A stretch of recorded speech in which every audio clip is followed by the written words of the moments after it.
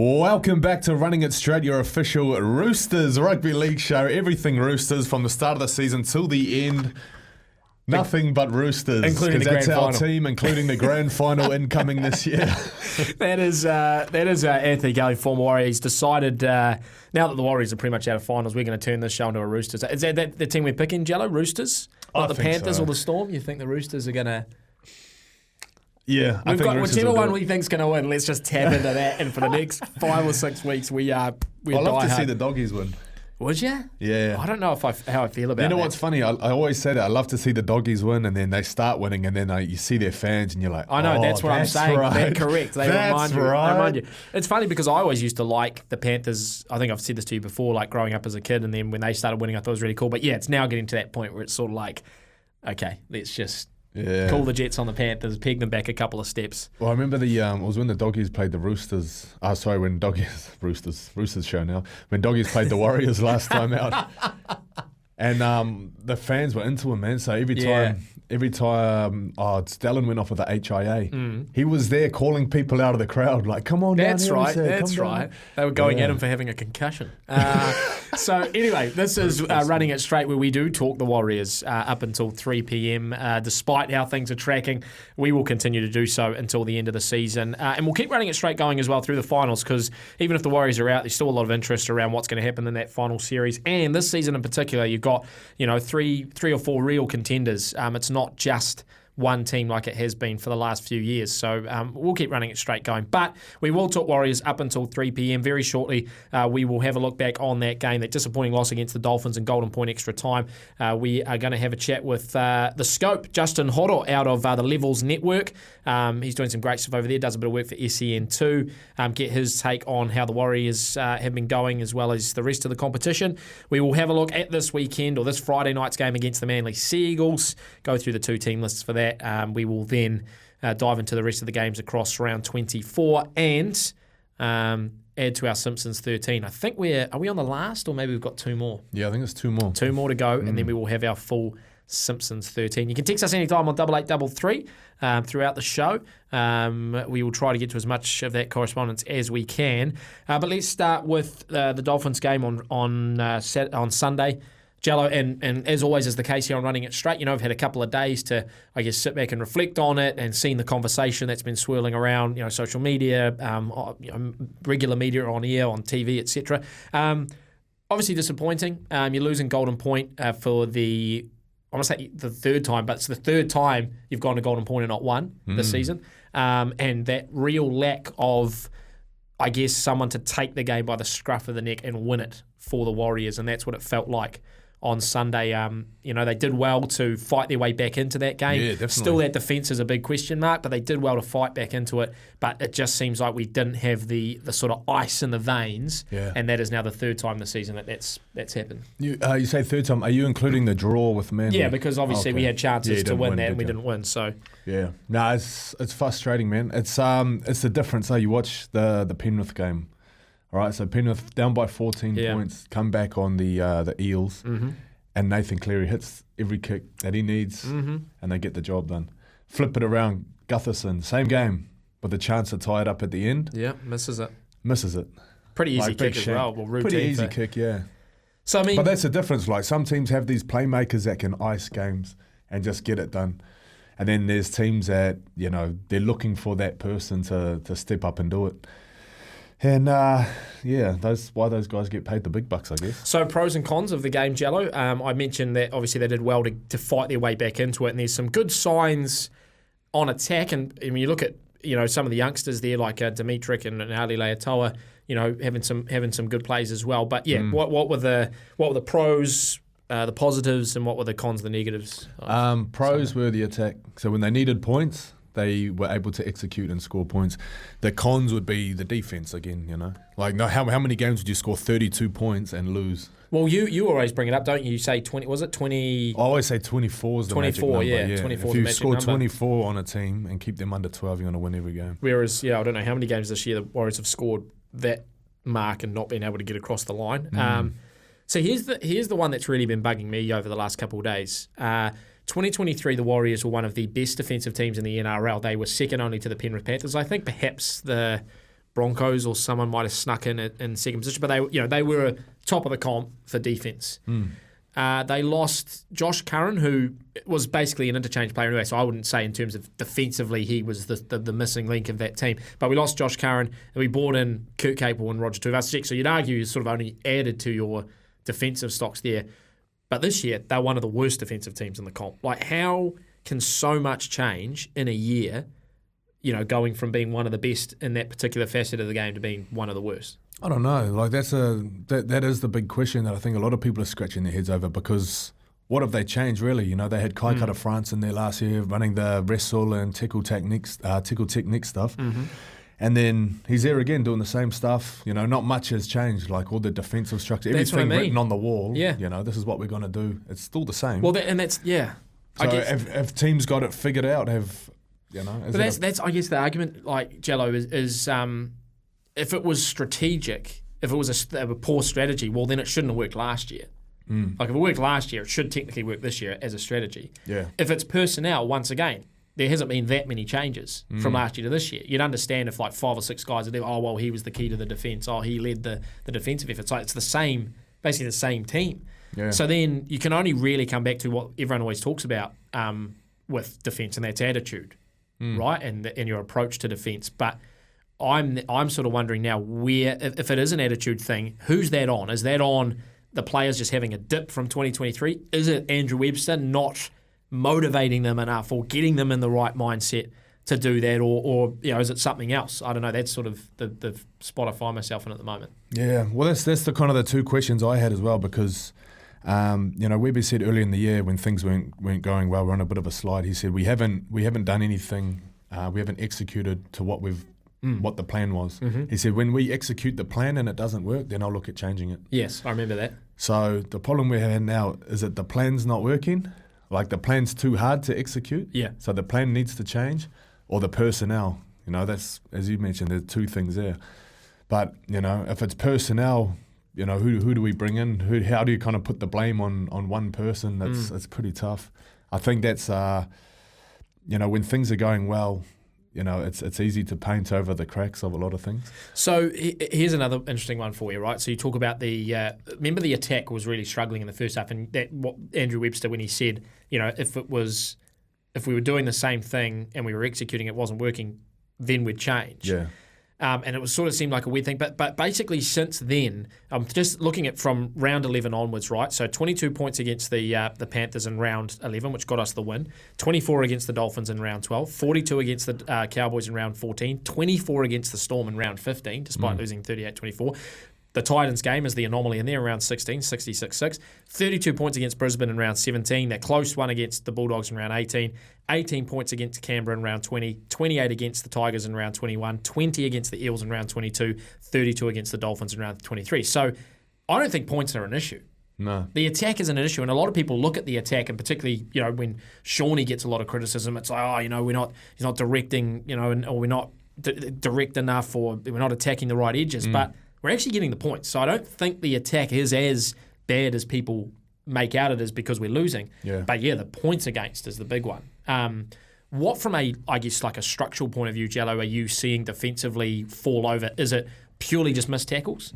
Is it, not getting out wide enough? I know Aish was getting really frustrated with the wingers on Sunday jamming in, particularly Ed Cossey, creating those opportunities. But what are you seeing defensively that is our biggest problem? I think one of the biggest things that hasn't kind of been highlighted enough is the absence of Rocco Berry and the absence of Adam Pompey. Mm-hmm. So both those guys last year... Well, Rocco in particular. Yeah. So both those guys last year, they played big minutes. I think Pompey played every game. I don't think he missed a game. I think you're right. Yeah. I think he was one of the only ones that didn't miss a game.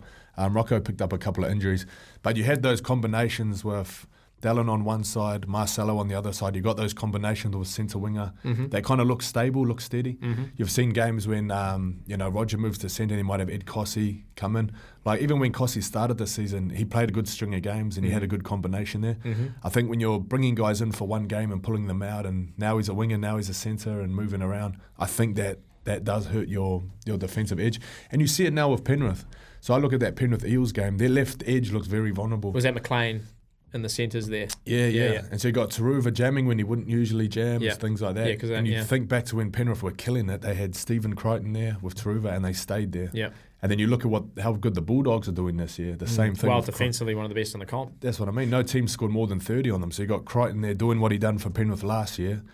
And that's what the Warriors are missing. So I think, that's interesting. Wing. Do you think centres are the key to a defence?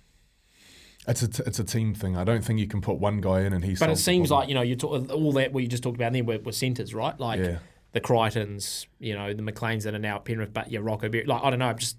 I'm arguing that centre position being so crucial. What I think it's the relationship between centre and winger that's crucial. What this gets brought up all the time, and I feel like I've explained it many times, but I'll get you to do it again just for the people out there that maybe have never heard it, but. When people see wingers jamming in, they often say, why can't the coach just say, stay on your wing? And they tell the wingers, just stay on me. How hard is that? Why can't you just stay on your wing? Put it in your mind. I do not jam. I do not say that.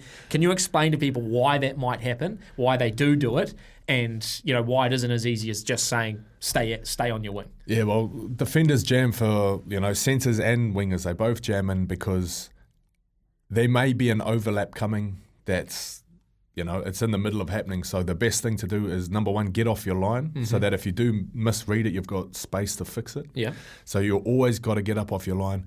And if you have an opportunity to go in and make the hit as they catch the ball, like that's a stop. And then you get to reset and everything like that. So sometimes when people are coming around the back and you can you read it and you go and make that read and then they see you coming. And if you've got a good half up against you, he'll play you where he wants. He'll, give it a show or something like that. Mm-hmm. And you'll come flying in and then they'll hit the little tunnel ball or they'll pop one over your head and things like that. Yeah.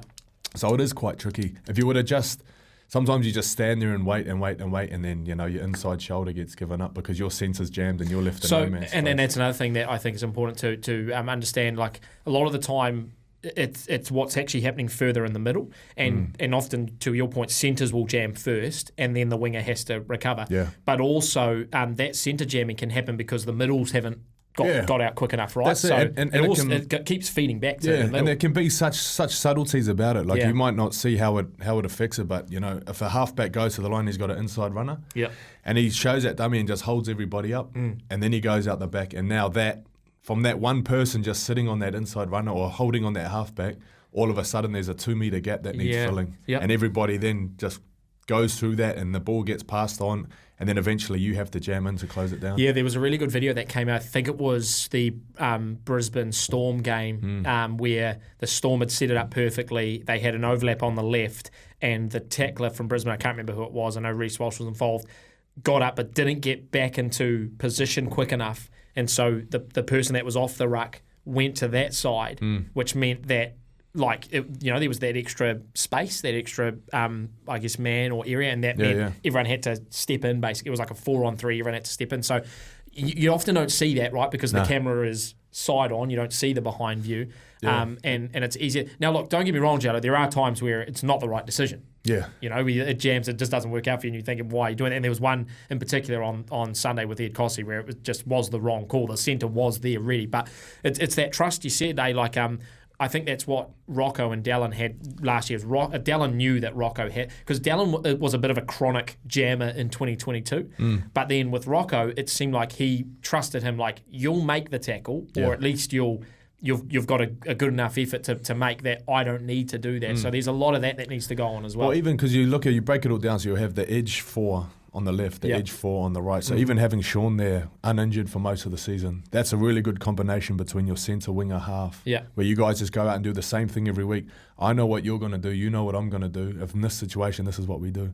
And you got to account too. Like, these are split second decisions, and you have to account for the personnel in front of you as well. So you might go, okay, this is what we're going to do. Yeah. But I know Reece Walsh, 1-on-1's going to burn him, so I can't give him that much space. I'm going to come in half a metre. Yeah. And then you're going to come half a metre is enough, right? Yeah, that's it. It's a game of millimetres. Yeah. And you also, this is one of those other things too, where confirmation bias, you very rarely, like a winger might jam in 3 or 4 times in a game, and twice it might work, and twice it doesn't. You don't think of the times it does. You just think you just notice the times it doesn't. Yeah, that's it. You just make your tackle, and then people So I guess at the end of it, with the 34-32, so the Dolphins hit that 2-point field goal. I think everyone thought it was coming to Osako. It ends up with Sean O'Sullivan. That's probably why he was able to get it. Do you think that's why they gave him a bit of space to kick it? I don't think the Warriors would have thought Sean O'Sullivan was going to be the one that hits it. So not from that part of the field. Correct. Too. I Yeah, felt like when they got out. stuck on the sideline, I thought, oh no, they're going to let him kick it. Let's not talk about Chanel's attempt, which was actually a pretty decent attempt as well, where good, the Dolphins were about 5 metres offside before the ball even left the ruck. So the NRL, that's one thing that really irks me about drop goals and golden points, is that it's like the referees just abandon offsides because they just let them run up and try and charge it down. But not to be 34-32. And if you didn't think the Eels loss was sort of a marker in the sand as to the season probably being over, Jello, how do you feel after that one? Is it like that was it for you? Even though mathematically it's still there, you feel like it's just a shot too far now? I thought mathematically after the Eels game, I thought that is too much of a mountain to climb. And then when you actually break it down and you go, actually, if we beat the Dolphins, who are now sitting 8th, we'd only be 1 point behind, and you're like, Yeah. You see how all the other games play out as well. And what about that conversation we had a couple of weeks ago where I went through those games that have been super tight, right? And it's just like flip now it's up to like 6 or 7, and if you just give us 2 or 3 of those, like even just half of them, you're all of a sudden you're in 8 contention. You know what it is though? You can't put those down to luck. No, not at all. And I've said this. I'm not saying that they deserve to win those games. No. They deserve to be in the top 8. No. My point, whenever I bring that point up, and people always come at me for it, and they say, "Oh, if you win every game, you win the minor premiership." My point in all of it is that those are the games that the Warriors should have taken, the opportunities they should have taken, the games they should have won, and it's going to be a season of coulda, shoulda, woulda. If they had done that, they would have been a top 8 team. They potentially would have been a top 4 team, and we'd have been having a very different conversation. Like if we finish, what are we sitting, 13th, 14th at the moment? If we finish in, say, 15th, which is our equal worst result, we finished 15th back in 2022, that was before the Dolphins came in, it wouldn't feel like 2022 when we finished 15th and we went 8-16 and we were atrocious. Almost didn't want to watch us from week to week. Yeah. We're not playing terrible football. There's a lot of good stuff there. Yeah, correct. And I'm not. People say you're too soft on them or whatever, and I understand that, but I still feel bullish about particularly some of the youngsters coming through. When you think of Sifakula and Ali Leatoa, we've mentioned Luke Metcalf the last couple of weeks in terms of him being a massive missing piece. He's coming back. Could come back this week. And even next year, people saying without Sean, you've got no game manager, we've got no one there. But it was an interesting point that Luke made when we had him on last week, that he hasn't had the chance to kick behind Sean, right? Because Sean does all the kicking. And it's probably the same with game managing. They haven't had a chance to do it because Sean's been the guy. And how much has Tamaiti thrived with that role versus being the guy that sits in behind? So who knows next year with those guys able to step up into that role if they're not going to thrive, I think if I look at next year's team, there's a lot of good stuff coming through, a lot of young kids coming through. If Tohu's not up to it physically, though, do we still have a leader to lead that pack around? The leadership's, I think, a big one. Fisher Harris.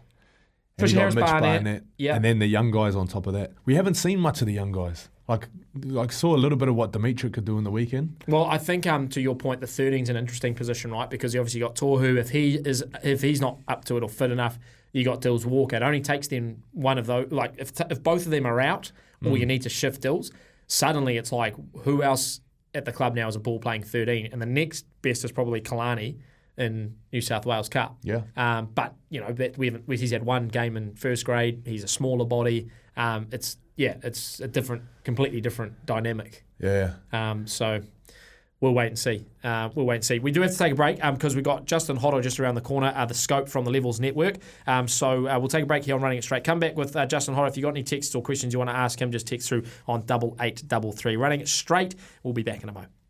Welcome back into Running It Straight as we talk rugby league up until 3 p.m. And despite Jello's introduction after 2 o'clock, we are talking the Warriors and not so much of the Roosters as we inch towards the run home. Right, very special guest on the show now. Whenever we say we're getting Justin Horo the scope on, he is a fan favourite. We get lots of messages, lots of questions, things that people want to know. The Levels Network, which is absolutely flying at the moment. An awesome podcast. If you haven't checked it out with Willie Mason, go and have a look. And he joins us on the line now to talk some some NRL, talk some rugby league. Scope, before we actually started, and I had this question in from, we mentioned we were getting you on, a message in from someone yesterday who was actually just curious about the Levels Network, man. That podcast with you and Willie's just taken off, and it's such a good listen.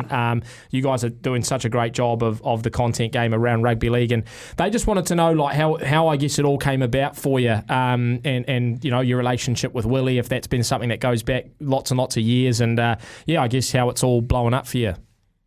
Yeah, I really appreciate that. So, me and Willie, so I met Willie probably about 15 years ago now when I played at Parramatta with Rennie Matua and Willie Tonga. They're obviously super close. They go back to the Bulldogs days. Me and Willie both represented Manly in 2015 and then the Catalan Dragons in 2016, which was a good time over in France. So we built up a bit of a relationship there. Had both sort of been doing our own podcast separately there for a couple of years post-footy and linked up and made it official at the start of last year. So I love doing it with the big fella. In my opinion, there's no one better in the game when it comes to, you know, breaking down plays, but then also being really authentic and having no filter in the game. I love doing it with the big fella because honestly, I put together the show and I'll come up with, you know, how I think it's going to go. But realistically, we go in so many different tangents and I let him fly. Starts going, and I think that's what the beauty of the show is. Yeah, well, it works very well, man. Just a quick one on those Catalans days. Did Big Mace, was he still having a crack then, or was he just Q in the rack? Was he just there to party? Q in the rack, Jello. I know you were playing for, I think, Wigan in those days, mate, and we by the time the big fella had got over, we already had a bit of a loose crew before he got over there, and then once he arrived, we went from so the 2016 year we were actually like either first or second equal before like going into Magic Round, which is fairly deep into the season. We nearly completely fell off and fell out of the top 8 after summer hit. So that's when summer starts. As soon as summer starts and those beach clubs open, Catalan always take a dive. Oh mate, they're so good. It's a free fall. You know, a few of us were living on the beach there, Jello, as you know, and mate, they have all the beach bars opening up, and you know, guys like Toddy Carney, who's doing really well too, by the way, at the moment. But he would be like, oh yeah, let's go get a coffee, and then that would turn into, you know, half a dozen pints. So there were some fun times. I'll tell you what, man. I'll tell you who's not going well is the Warriors aren't going too well this season. What's looking at their games? You know, not just last week, but, you know, throughout the season. Compared to last year, from your perspective, what was missing for the Warriors this year? So it's a big what-if season, I think, for the Wars. And it's you know, it is disappointing because they built up so much, you know, good momentum last year, not only for the Warriors, but I think, like, New Zealand Rugby League in general. Like, you know, there were people here in Australia talking about a second New Zealand Rugby League team off the back of the success the Warriors had. So I really do think there is a place for a second team. But specifically with the Wars, I think they went from for years being one of the more unpredictable teams to, in my opinion, and this is just, you know, watching from afar, I think some of their attack has looked very predictable this year. I know when you've got a guy like Sean Johnson, who is going to dictate most of the shape that you're going to run, that's like most teams. But I feel like teams this year have really numbered up a lot more so on their defensive left edge, the Warriors' right edge, because they were so successful there last year. And therefore, I think there's some frustration that led into parts of the game where they might have been, you know, obviously started the game well, because there were so many games this year where they started so well, and then once it got into a bit of a battle and teams actually didn't fade away, it looked like the Warriors really struggled with that side of the footy, in my opinion. And going back to that right edge, that shape was so nice where they had like 2 or 3 different variations on certain plays on the right side, and they were just nailing them last year. And that coincided with, obviously, Shawnee being healthy, Chance being healthy. Those 2 guys haven't played every game this year, or like 95% of the games like they did last year. So I'd say that'd probably be my biggest takeaway from the Warriors. They felt like they got a little bit predictable. They were obviously banged up. and they're missing some troops at some crucial parts of the year. It is. It's funny, Scott. Me and Jello were just talking before about pinpointing some of the frailties both on attack and defence. And when you go through the numbers, like even though there is that predictability, because I agree with you on attack, like even of all the teams outside of the top 8, they've got the second most points behind the Broncos. And the Broncos, we know how dynamic they are on attack. But the problem this year really defensively, like last year they were one of the best defensive teams in the comp, and prided themselves on resilience and stopping teams, particularly on their own line. This year it's been the complete opposite, and we were just trying to put our finger on how so much can change in the space of a season defensively, when actually, like in terms of the squad, it wasn't like they lost 5 or 6 players. I mean, they lost Josh Curran, and I guess that's sort of the major one. But just from your point of view, like defensively, what does that come down to? Is it strategic? Is it personnel? Is it attitude? What can you put your finger on? Well, that's great. I wasn't aware that they got the second most points in the competition that year. Just when you're looking at it from an outsider, or sort of if you're not delving into it too much, I would have assumed that they've struggled on the offensive side of the footy. So that's just of those bottom 8 teams, like from the Dragons through to the Tigers. Yeah, sorry, not the top. don't. We won't compare them to the top 8, although they have scored more points than the Bulldogs. What? Second, yeah, gotcha. Yeah, just defensively, it's a number of all those things. And Jello will know, like, there were times where I've been in a team where it's like, you don't even have to speak about it. Like, there's a connection, and for whatever reason, it's combinations, it's connection, it's trust. You build it up. And something, whether it be confidence, whether it be form, whether it be just one player out of, like, specifically with edge defense, where they're removed and, you don't have the same sort of trust in the player that has been removed that you do in the new player. There's so many little intricacies that go into defence that make a huge difference. So it's a number of factors. I will just keep going back to a lot of the teams that you've seen that were going really well last year, specifically the Broncos and the Warriors. Yeah. They were just last year. Like, they just had the majority of their players, or core players, specifically core players, that were there for, 90, 95% of the season. Katoni Staggs brought it up for the Broncos, and the Warriors have definitely been hit by that as well, because the middles will do middles. Like, for the most part, you can plug and play middles, but I think edge defense, that's where if you're ever so slightly off, it can be a difference for the team. Yeah, well, I'll tell you what, Scope, the Wars are gone, okay? So for our show, we're possibly looking at adopting a new team, okay? Can you sell us on the Sea Eagles, okay? We see Manly's name in the top 8. Do we see it with an exclamation mark? Like, how far do these guys go? Or do we see it with some question marks on it, Yeah. If so, how far are they going to go into the finals? What are the question marks hanging over them? The biggest question mark is Tommy Turbo. Like, what version of Turbo are we going to get? Like, I think they've made some great strides in the last couple of years with some of the younger players that have now developed. Guys like Hemolu Olakawatu, who's played Origin this year, like Tolu Kola, who he's 18th man this week, and he should be back. Lehigh Hopewadi, he looks like an absolute freak. So there are some good young emerging players. Mixed in with a few vets at Manly. My only concern, at times they look like they're a bottom 8 side or a bottom 4 of the bottom 8 side in moments, and then other times I watch them play and I'm like, well, they could surprise someone week 1 of finals or week 2 of finals, one of the better teams with the roster that they've got. In terms of the New Zealand public getting around them, I will say that there have been some proud Kiwis that have gone through, guys like Stevie Matai that were beloved back home, and at Manly when I played there, it was us against the world mentality. So bit of an underdog. Manly considered a bit of an underdog, so maybe New Zealand can jump on board Manly now that I agree with you, mate. I think the Wars are done.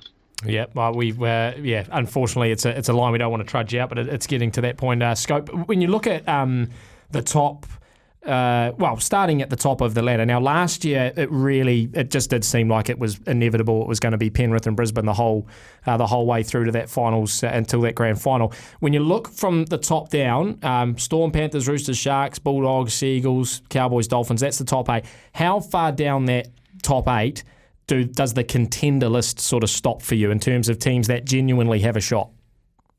3. Yeah, I've got 3. That's a short list, man. Yeah. I think the top 2 are really going to flex their muscle. It's a huge game this week. Melbourne versus Penrith is going to be huge. I think bigger for Melbourne than it is for Penrith, to be honest. Like, considering what Penrith have done in the last 3 years. Even my biggest concern with the Roosters is they haven't been able to beat Melbourne and Penrith, but on paper, you just can't go past what they've got on paper, and they're definitely the biggest threat. Now, I think they would prefer to play Melbourne first week of finals. With regards to the Roosters, I think they'd prefer to play Melbourne compared to Penrith, just because of the expectation and the pressure that will be associated with playing a team like Penrith. But really, I think the 4th position is really up for grabs. I think Cronulla, Bulldogs, Manly, they're all chasing that 4th position. If I'm being honest, I really don't think any of them are they'll play Penrith week 1 of finals, and they're the team to beat. Melbourne are a shout. I think Roosters on paper can worry them in a big game, but outside of that, I think there are a lot of good stories. Teams like the Cowboys, they'll be difficult to play, but I just think the top 3 teams have just got class above the bottom 5 of the 8. Scope, I know you do a little bit with the tab over there, mate. What's the have you got a lock in for a multi-builder? Okay, because at the moment I've been putting Blaze Talangi anytime, and it's absolute cash money anytime. Is there any little lock-ins that you just print it off at the bottom of the list before you even fill it out? Well, you know what, and we do this responsibly, right? Too, Joe. As always, mate. I had for the tab over here. I like Hamoli Olakau'atu at home. I think the big fella will be steaming this week after having probably one of the first players that I can remember to be suspended, not playing footy and not being an off-field issue.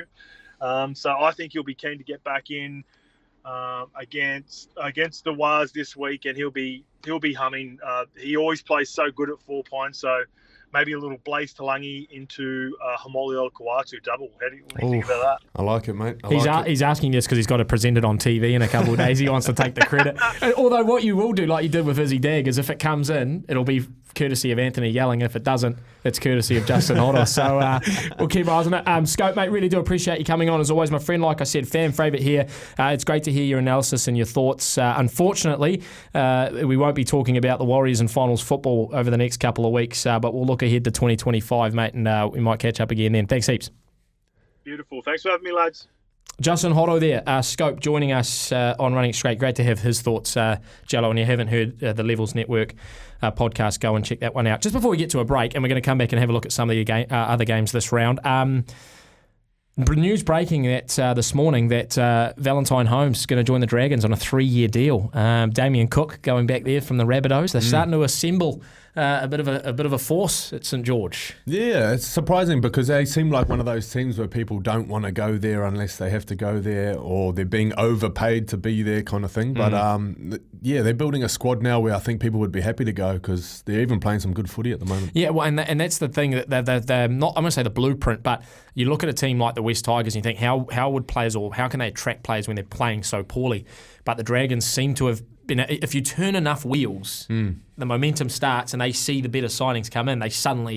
It becomes exciting, right? Yeah, there's got to be that little bit of success to. Yeah, and look, the Dragons love, when you sort of go back 10 years, they love starting a season strong. I can see them in 2025 coming out of the gates, top of the table after 10 rounds. See where it goes from there, but I can see it, Jello, with who they've got and who they're bringing in. Yeah, you can see Wayne Bennett going back there in 4 years' time with some unfinished business. That too, yeah. Or was it Madge? At the Dragons? Yeah. Nathan Brown was there. Nathan Brown, sorry. I was thinking Madge at Souths. All right, we're going to take a break. When we come back, we're going to have a look at the Seagulls-Warriors game on Friday night with kickoff at 8 p.m. Have a look at some of the other Round 24 games as well. Stay with us here on Running It Straight. Running it straight here on SENZ, Sammy Hewat alongside Anthony Galling. We're going to have a look at the Seagulls-Warriors game this Friday night at 8 p.m kickoff. We have build up here on SENZ. The Seagulls, who are sort of finding their groove, they are in the top 8, well and truly looking for a top 4 spot potentially, and not too many changes for them. They've got Talatau Kola, who is back in the extended team, but other than that, it's pretty much the same team they ran out last weekend. Of course, led by Daly Cherry Evans in the halves. Tommy Turbo's playing great at the back. Ruben Garrick in the centres. It's a pretty formidable back line. Ola Kawatu in the front. Ben Travojevic is playing some pretty good football. For the Warriors, they are without Tamati Martin and Ali Leatoa, who's got a concussion as well. So that means Adam Pompey and Roger Tuivasa-Sheck in the centres. Chanel Harris-Tavita in the 6. Sean Johnson is back. And Luke Metcalf on the extended bench as well. Jello, what are you thinking this Friday night? What do you think is going to happen? What are the keys? And how might it all play out? I'm not too sure why Tamati's out. Is it through injury? It's a neck. It's a nerve issue in his neck. Oh, okay. Yeah, ongoing. Yeah. All right. I was hoping to maybe see Luke Metcalf back. So he played 40 minutes 2 weeks ago. He played a full game last week. Mm-hmm. I thought he might have snuck in there this week. He might. He might still on the extended bench. You just don't know, do you? But looking at that, Adam Pompey, how much have we missed him, man? Yeah. You take it for granted, the goal kicking. Tough task against Ruben Garrick, though. Yeah. Garrick was really good last week. But just having that combination there, that Marcelo Pompey combination, just get back to, like we said, get back to a defensive edge that can kind of trust in each other and do a job. So what do you reckon? I want to say Wise win, but it just hasn't been the year. And I don't think the things that they need to fix, they're going to be fixed in 1 week. Right, so go and put your money on the Warriors on Friday after Jello's. That's the way it always works, right? You say they're going to lose, they win. That's it. I say they're going to win, they get Because you've pretty much been saying they're going to win every week, but this week I think it's finally time to draw the line. I can't see anything other than a Seagulls win here, and dare I say it could be a little bit ugly if they get a roll on, because these teams that are sort of inching towards a top 4 spot or a final spot, playing at home on a Friday night, that's the poison. Mainly at 4 points, they're trying to sneak into that top 4 spot. Yep. Tommy even playing his best Scope football. Said, there's no point. It's all up to the top 3. Key for the Warriors if they do want to win, Jello? I'd like to say up the middle. Up the middle defensively. The D has to change. The D's the thing that's been letting them down, and they're leaking penalties, they're leaking line breaks up the middle. Just that connection between your middle edge defender and your back rower. Yeah, and that'll be crucial as well, because that back line for Manly is scary good, and if the middles are getting dominance, then that's going to be easy money for... Especially with, Scope highlighted Ola Kawatu coming back. Yeah. He's going to be pumped. And we talk about players with a great kicking game to get a team out of trouble. That's Daly Cherry Evans. So, 22 points all. They drew earlier on in the season. Pretty evenly matched in that game. Don't know if we're going to see the same on Friday night, but happily will be proven wrong, or happy to be proven wrong, come Friday night. Let's have a quick look at some of the other games across the weekend, Jello. Of course, there's the big one tomorrow night at 9:50. That's the Panthers and the Storm. A potential grand final preview. Panthers at home. Storm sitting at the top of the competition. Penrith maybe looking for another minor premiership. That's a very tasty one tomorrow night. Yeah, for sure, man. Am I right in saying this? If the two teams finish first and second, they don't meet until grand final day? Correct, yeah. As long as they win their respective semis. Yeah, correct. If you would lose the semi and then win the next one, there's a chance you play. But it depends. It's all convoluted because it depends if the other team wins their one as well. It's all about being the highest ranked. Oh, okay. But generally 1 and 2 won't play each other until the grand final if they don't lose. Yeah. I'd say the only vulnerable things that I see in Penrith is that left edge defence. And, Dane Laurie playing fullback against the Eels, coughed it up first minute, they concede. If you take him out and put Dylan Edwards back in, who comes back this week, that's a pretty solid lineup. So I'd pick Penrith for this one. I think, Storm have, they've played well all season, but, Penrith are a finals team that are in finals mode. It's not like they've had a big roster change. It's not like they're changing too much. Well, they're the heavy favourites, Penrith, per the bookies. But I don't know. I can see it going both ways. I can see Melbourne sort of getting it over Penrith, but then Penrith coming back in the finals, and getting retribution. But also I can see just Penrith putting the foot down, saying, "Hey, we're still the favourites here." we'll see you later that on. happens quite a lot too. So I think back to the year when it was the Eels-Penrith grand final. Eels had beaten them heading into the finals. I think twice, yeah. Yeah. So they were like the bogey team, but on the day, Penrith get it done. They just turn the switch. Other games that across the weekend, you've got Bulldogs, Dolphins, I think is going to be a good one. Cowboys, Raiders, and Dragons, Titans as well. Those are all teams trying to find their way into the top 8 or stay in the top 8. Which one of those is taking your fancy? I really like the Bulldogs-Dolphins game. There's a really good attacking team in the Dolphins against a really good defensive team in the Bulldogs. So, I mentioned earlier, Bulldogs, only team to keep everybody under 30 points. I think if they are going to go far in finals, they've got to do it against this Dolphins team. And you look at every team in the comp has a little narrative that they're kind of working around. Yeah. For the Dolphins, you have to say that narrative is all about Wayne. So every club that he's been to, from Canberra, Broncos, Newcastle, St. George, finals. If he comes to the Dolphins, does 2 years and doesn't make the playoffs, that's going to be a huge blight on his, an illustrious coaching career. So I think, I think they'll be doing everything they can to kind of get it done, man. Cowboys, Raiders, who wins that one? Oh, I see that one going to Golden Point. You got two teams that just kind of throw it around. Yeah, Cowboys, like 38 all or something. Yeah, something like that. I feel like the Cowboys, I'd say they've really tightened things up last few weeks, and then they get blown out by the Broncos, and it shows some of the defensive errors that they've been making this season. If they can get that right, they can score from anywhere. I'm going to pick the Cowboys. I also don't think the Raiders generally lose to like big margins in a row. Yeah. They obviously got points put on them last week, so I can see that one being tight in terms of the margin. Dragons Titans Sunday at 4 p.m. Ooh, I'm going to go Dragons. I think Titans, they're a bit of a bluff. Well, they are now. At this point, they've lost that momentum that they gained through the middle half of the season. Did they go 6 or 7 in a row, maybe? And then they just lost 6 out of 7, I think. They just lost last week. Right, well, there you go. Plenty of big matches across the NRL this weekend with lots of implications for finals football. We'll keep our eyes on the Warriors as well. Live commentary here on SENZ, as I said. We'll take our last break here on Running It Straight. When we come back, it'll be the final or penultimate pick of our Simpsons 13. Stay with us. Running It Straight, not far away from the run home, coming up very shortly with Kirst and Beeve, or might be Daniel and Beeve, but they're coming up after 3 o'clock. We have to quickly give another selection for our Simpsons 13. So far we have 11 in the books. We've got just 2 spaces to go. One more this week. The final one will be next week, Jello, the big reveal. Now, I think is it me first this week? I think it might be me first. Yeah. I think it is me first this week. So I'll run through my team just quickly for you. Santa's little helper at fullback. Then we've got Selma Bovier, Paddy Bovier on the right edge. Smithers and Apu in the halves. Nelson Muntz, Judge Schneider in the front row. Mo Zeislik, the number 9. Then I've got Snake and groundskeeper Willie in the back row. Groundskeeper Willie he's a staple of that team, and Reverend Lovejoy in the 13. I've got 2 positions left. I've got the left side, I think it's the left side, or maybe it's the right side. Winger and centre. I'll start with the winger, the number 2, and I'm going Disco Stew. Oh, and the reason why I'm going Disco Stew, obviously, quick feet, bit of a Dallin sort of hairdo, in terms of that thing's gonna give him a bit of aerodynamics. Yeah. Like I said, quick feet, stylish, which wingers often are. And I can see him just posing a real threat on that edge. I think he's past his prime a little bit. I think in the 70s he would have been the guy to go to. Yeah, but that's, people talk about the golden era of rugby league, so I'm encapsulating that in my winger. What are you taking, Chella? All right, I'm going to take, I'm going for good chemistry within the team, okay? It's solid. Yeah. So we've got Lenny Leonard, so Homer's best mate. Yeah.